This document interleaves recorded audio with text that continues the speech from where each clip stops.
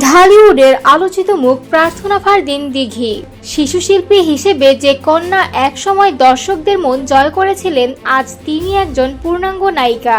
সর্বশেষ সিয়াম আহমেদের বিপরীতে জঙ্গলি সিনেমায় দেখা যায় তাকে।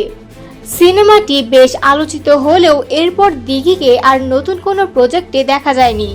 তবে এর মানে এই নয় দিঘি বসে আছেন, সামনে রয়েছে একাধিক প্রজেক্ট। সিনেমা ও ওয়েব কন্টেন্ট দুই মাধ্যমেই কাজ করছেন তিনি। সম্প্রতি এক সাক্ষাৎকারে নিজের ব্যস্ততা, ব্যক্তিগত জীবন এবং ভবিষ্যৎ পরিকল্পনা নিয়ে খোলামেলা কথা বলেছেন এই অভিনেত্রী। বিয়ে নিয়ে প্রশ্নে দিঘি বলেন, এখনই বিয়ের কোনো পরিকল্পনা নেই। আমি চাই আগে নিজের ক্যারিয়ার গুছিয়ে নিতে। হয়তো আরও 10 থেকে 15 বছর পর যখন মনে হবে জীবনে যা চেয়েছি সবকিছুই পেয়েছি, তখন বিয়ের কথা ভাববো।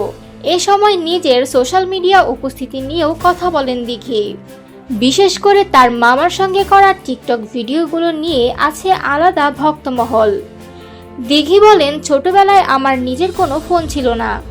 মামার ফোনেই প্রথম টিকটক ডাউনলোড করি। তাকে জোর করেই ভিডিওগুলো আনতাম। পরে দেখি মানুষ দেখছে, লাইক দিচ্ছে, তখন মামাও মজা পেতে শুরু করেন। এখন তো তিনি আগ্রহ নিয়ে বলেন, নতুন ভিডিও কবে করব। মামার সঙ্গে সম্পর্কটা শুধু বন্ধুত্বপূর্ণ নয়, অনেকটা ছায়ার মতো সঙ্গীও তিনি।